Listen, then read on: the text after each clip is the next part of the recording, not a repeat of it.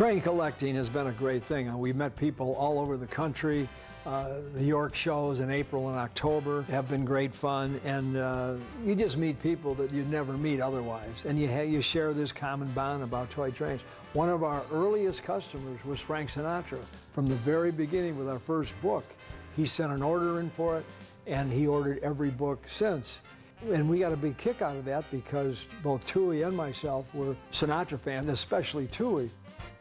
Now, Tui is a very charming guy, but he's not so charming early in the morning, and especially not so charming early in the morning after being out late the night before. We had a deadline, and we had to be working 9 o'clock in order to meet the deadline. And the phone rang, and the voice on the phone said, "I'm calling for Mr. Frank Sinatra. He'd like to talk to either Mr. McComas or Mr. Tui." And I said, "Just a moment, I'll put you on hold, and I'll put Mr. Tui on the phone." So I put the phone on hold, and I said, "Jim, phone." He said, "Who is it?" I said, "It's Frank Sinatra." He said, "Oh, sure it is. Hello, Tui, what do you want?" You never saw anyone go from grumpy to charming in a millisecond than Tui after he heard that unmistakable voice of Frank Sinatra. Later, we went to Frank Sinatra's house. We filmed his layout. We filmed the party room. And it was just a big kick to see our books there with each book signed by both of us to Frank Sinatra. I remember Volume 3 said, "Thanks for singing all those fine songs."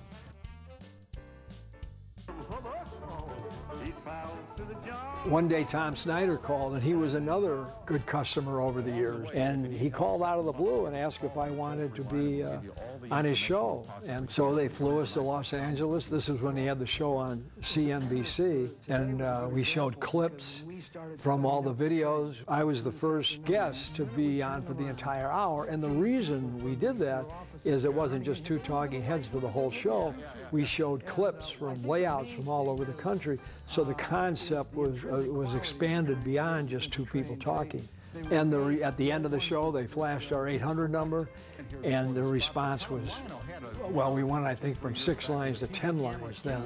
The orders just poured in for over a month. The response to the show was one of the greatest they ever received to any show, so CNBC decided to run it 4 or 5 times over the month of December, and each time they ran it, our phones went crazy. Every time they ran it, they would call us and say, "We're going to run the show December 15th, December 18th, we're going to run it Christmas Eve," and then they ran it again, I think, in December 27th. On New Year's Eve, we had people over for dinner. Our house is about 100 yards from the office, and Charles asked me to get something out of the office, so about 11 o'clock I ran out, and I'm in the office, and all of a sudden, all phone lines light up. And I said, "Oh my goodness, they ran the show again." So I busied out the lines, and I ran into the house and said, "Grab your drinks and come on out, you got to take orders." So for the next 3 hours, our guests sat there at the office and took orders as they poured in after the show finished. And we had another party the next New Year's Eve, but nobody wanted to come.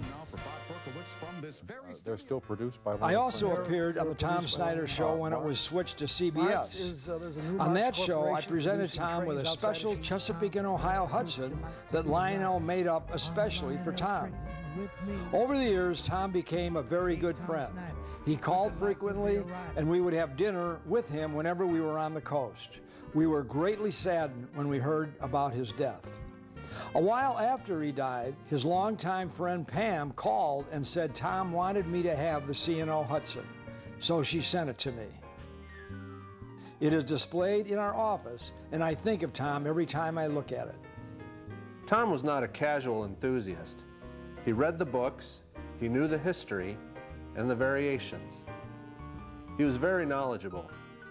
Whenever he visited a town, he always checked out the local hobby shop. When we shot his layout, he put all the trains on the track and ran them himself. He really loved toy trains and had great enthusiasm.